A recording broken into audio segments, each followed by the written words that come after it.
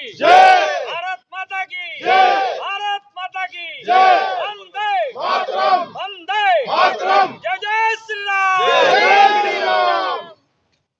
चलिए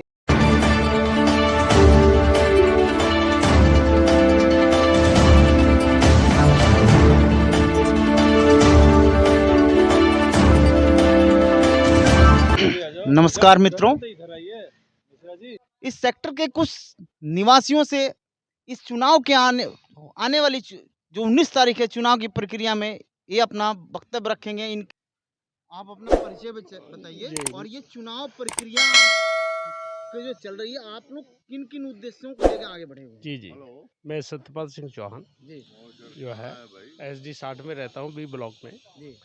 इस सेक्टर की मुख्य समस्या है हनुमान मंदिर वाला जो गेट है, कट है 24 मीटर रोड पे, वो स्थायी जो है उसका जो है दीवार लगे, पक्का जो है स्थायी समाधान हो। मुख्य समस्या है, और तो छोटी समस्या है बिजली, पानी, सीवर वगैरह ये तो होती रहेंगी। असली समस्या वो है भारी लाखों आदमी जो है गुजर के जाता है, जिसमें असामाजिक तत्व भी हैं, उसका बंद होना बहुत ज़रूरी है। जैसे दीवार या कोई और सॉल्यूशन मिल आपस में बात करके जो है। ये 3 साल का के लिए होता है। पहले जो 3 साल के लिए बनी थी, इस बार भी 3 साल के लिए हो रहा है। ये पहली बार हो रहा है।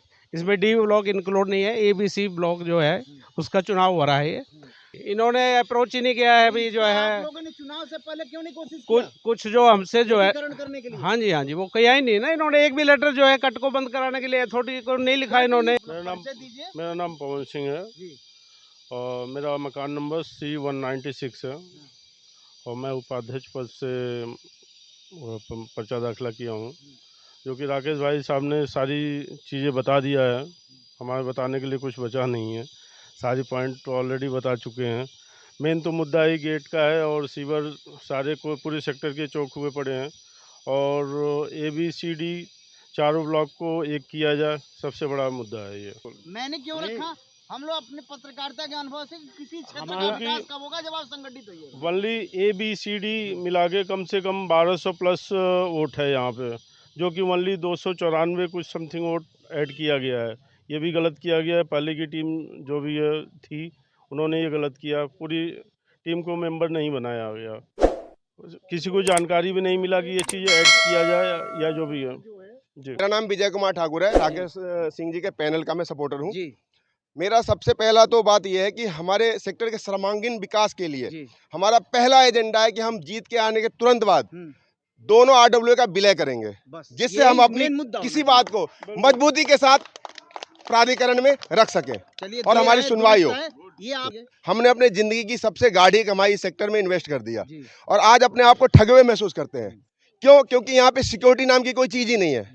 पहले के जो RWA, जो सिलेक्टेड RWA थे, उन लोगों ने किसी प्रकार का कोई भी काम नहीं किया यहाँ पे, ठीक है, जिससे हम आज अपने आप को ठगे हुए महसूस कर रहे हैं। तो हम इन लोगों से इसी उम्मीद पे इनके साथ जुड़े हैं कि ये इलेक्टेड हो और मौज करें, उसके बाद अपनी सभी समस्याओं को प्राधिकरण के सामने रखें और जोर शोर से उठाएं, ताकि यहाँ के जो निवासी है, रेसिडेंट है, वो अपने आप को ठगा हुआ महसूस न करें। बस मेरा इतना ही कहना है। अच्छा, आप लोगों का मेन उद्देश्य क्या क्या है? मेन उद्देश्य ये है कि एक तो जो हमारा A block, B block, C block करके जो बांटा गया है उसको एकजुट किया जाए, और नेक्स्ट बार से जो इलेक्शन हो ना, सबको TM के आधार से जो ना बोर्ड में लेना। इलेक्शन हो रहा है। हाँ, पिछले सिलेक्शन हुआ था। निर्विरोध चुने गए हैं अखिलेश दुबे जी और अरविंद चौहान जी। अच्छा, उनका कोई ओपोनेंट नहीं है? नहीं, उनका कोई नहीं है। ये सौभाग्य बस हम लोग भी इसी इलाके में रहते हैं। ये हमारे इलाके का एक सुंदर क्षेत्र है और हम लोग भी यहाँ आके पार्क में भी आते हैं, और इसकी जितना विकास होगा वही होता है ना, कबीरा संगति साधु की, जो गंधी के बास, जो कुछ बंधी दे नहीं तो भी बास सुबास। इसका मतलब ये है कि इत्र बेचने वाला, आप इत्र खरीदिए ना खरीदिए, और वो आपके पास से गुजर जाएगा तो उसको महक आपको जरूर मिलेगी।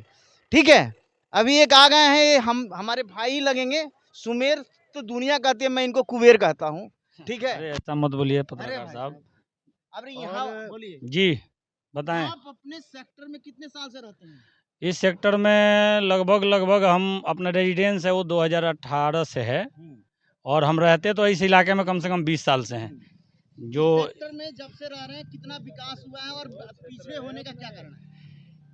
इस क्षेत्र में जब से हम लोग रह रहे हैं, सेक्टर नहीं, इस पार्टिकुलर इस सेक्टर में जब से हम लोग रह रहे हैं, तब से विकास तो नाम मात्र है, कोई विकास का कोई मतलब ही नहीं बनता यहाँ। ठीक है, विकास तो नहीं नहीं होने का कारण क्या? नहीं होने का कारण कि हम लोग आपस में बंटे हुए हैं।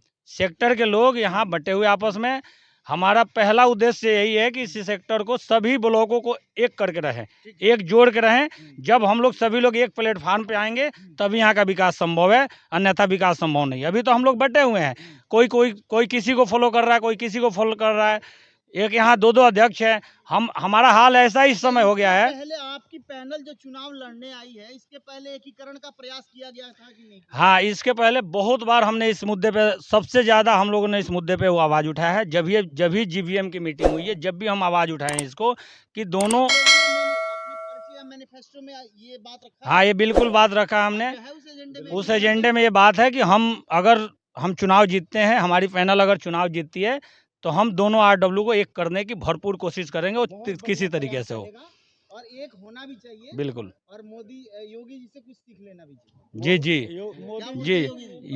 योगी जी बोले हैं, एक रहोगे तो सेफ रहोगे, और बांटोगे तो कटोगे। तो इसीलिए सेक्टर को बांटना नहीं है, इस सेक्टर को एक करके रखना है। एक और मुद्दा हमारे सबसे बड़ी मुद्दा है, इस मुद्दा है कि जो भी भाई लोगों का यहाँ वोट नहीं बना है, जो लोग अभी बहुत हमारे भाई लोग इस सेक्टर में रह रहे हैं, लेकिन इस RW में वो चुनाव में पार्टिसिपेट नहीं कर रहे हैं, वो चुनाव में वोट नहीं डाल रहे हैं। आपकी कमी है, आप उनको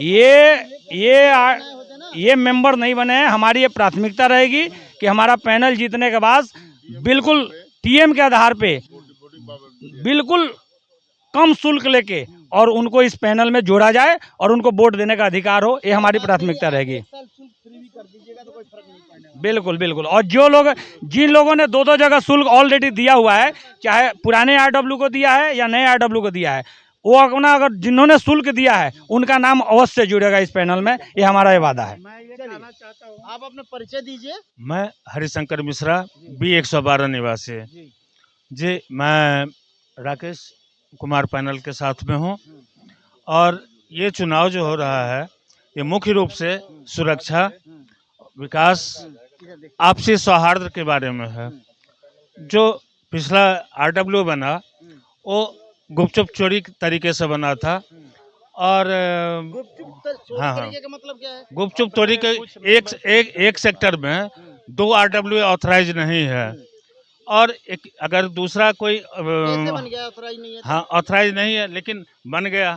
अगर 21 दिन के भीतर इसको चैलेंज किया जाता दूसरे पुराने RW के द्वारा, तो उनकी रजिस्ट्रेशन कैंसिल हो जाती है। लेकिन ये नहीं हो पाया, क्योंकि वो सूचना किसी लोकल अखबार में निकली थी जिसका पता नहीं चला। तो इस तरह से हुआ, इस तरह से सेक्टर का बंटवारा हो गया।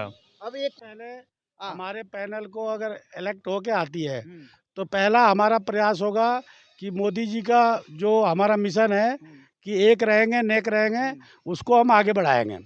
और दूसरी चीज़, जो ये ओम RW पहले गठित हुई थी, तो मैं पहला व्यक्ति हूँ जो मुझे जानकारी मिला कि ये रातों रात गठन किया है, और बगैर किसी के जानकारी दिए। रात ही तो हर कुछ होता है, नोट रातों रात ही बदला था, आपको याद है? तो इसके लिए हमने इनके विरोध में जाने की कोशिश करी। हमारे देश की परंपरा है, रातों रात ही सब कुछ होता है। लेकिन अपने लोगों को उन्होंने अपने पक्ष में लेके तब वो काम किया था।